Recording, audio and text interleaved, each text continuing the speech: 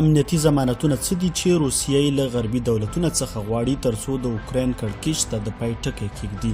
روسیه غربي دولتونه په دې تورنوي چې د هغوی امنیتي ضمانتونه یې له نظره غورځولي دي.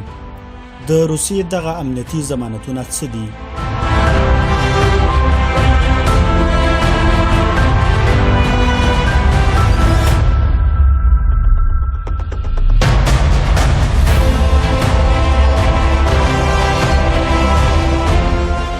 ناټو باید د اروپا په ختیځه برخه کې خپل عسکري وجود راکم کړي او همدارنګه خپل عسکري پراخوالي ته د پای ټکی کېږدي او همدارنګه د ناټو د اروپا په شرقي هیوادونو، جنوبي قوقاز او منځنۍ اسیا کې د هر ډول عسکري فعالیتونو څخه ډډه وکړي.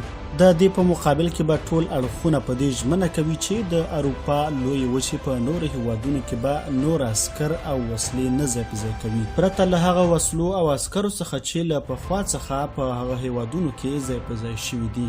خو په استثنایی حالاتو کې ټول اړخونه کولی شي چې د امنیتي خطر په موجودیت کې چې هر اړخ ته ګواښ پیښوي خپل عسکر او وسلې ځای پر ځای کړي، خو په دې شرط چې دغه عسکر او وسلې د ضرورت په اندازه وي او د ټولو اړخونو د موافقې په صورت کې ترسره شي. همدارنګه د ټول اړخونه په دې ژمنه وکړي چې پر داسې سیمو کې د لنډ او متوسط واټن ویشتونکي توغندي ځای پر ځای نه کړي چې دغه توغندي وکولی شي د مقابل طرف په ځمکو کې اهداف ونښه کړي.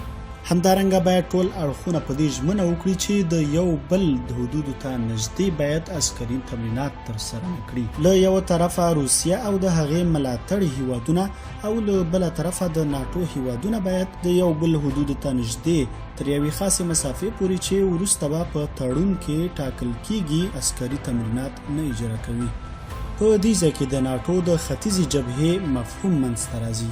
د اوکراین په شمالي، جنوبي او همدارنګه ختیځه برخه کې د 150,000 روسي فوجیانو له ځای پر ځای کېدو وروسته ناټو دې ته اړ شوې ده چې د بلتیق په هیوادونو کې خپل عسکري وجود پیاوړی کړي. د بلتیق په هیوادونو کې د ناټو سازمان تر چوکاټ لاندې 4,000 برتانوي، جرمني او همدارنګه کاناډایي فوجیان ځای پر ځای شوي دي او همدارنګه د پولند هیواد 4,500 امریکایي فوجیان ځای پر ځای کړي دي. همدارنګه په رومانیا کې 1000 امریکایي فوجیان او په بلغاریا کې بیا 2,500 امریکایي پوځیان ځای په ځای شوي دي چې په دې سره د اوکراین هیواد د مختلفو ځواکونو ترمنځ محاصره ده. که چیرې سیاسي او ډیپلوماتیکي حل لارې ناکامې شي نو کیدای شي چې هره لحظه د دغه ځواکونو ترمنځ د جګړې پیل وي.